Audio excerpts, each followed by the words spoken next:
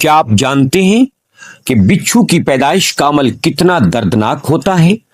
مادہ بچھو جب اپنے بچوں کو جنم دیتی ہے تو وہ انہیں اپنی کمر پر بٹھا لیتی ہے اور پھر یہ ننھے بچھو اپنی ہی ماں کی کمر کا گوشت نوچ نوچ کر کھاتے رہتے ہیں۔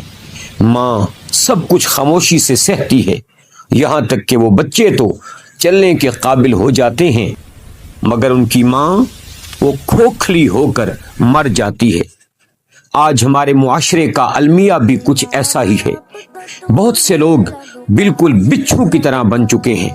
والدین اپنی اولاد کی خاطر دھوپ بارش دن اور رات کی پرواہ کیے بغیر خون پسینہ ایک کر دیتے ہیں، انہیں اچھی تعلیم، شادی اور چھت دینے کے لیے اپنی جان بھلا دیتے ہیں، لیکن افسوس جب یہی بچے بڑے ہوتے ہیں تو ان کے پاس دنیا بھر کے لیے وقت ہوتا ہے مگر اپنے بوڑھے والدین کے لیے نہیں۔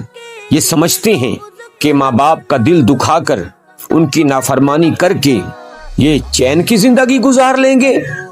یاد رکھیے، والدین اپنی محبت میں آپ کو معاف کر بھی دیں، لیکن وہ رب جس نے جنت ماں کے قدموں تلے رکھی ہے اور والدین کا درجہ اتنا بلند کیا ہے، کیا وہ آپ کو معاف کرے گا؟ اللہ کا قانون اٹل ہے، مکافات عمل ہو کر رہتا ہے۔ اپنے مقاصد کی تکمیل کے لیے اپنے والدین کو بوجھ مت سمجھیں، خدا را بچھو کے بچے مت بنیں۔ اس سے پہلے کہ دیر ہو جائے اپنے والدین کی قدر کیجیے۔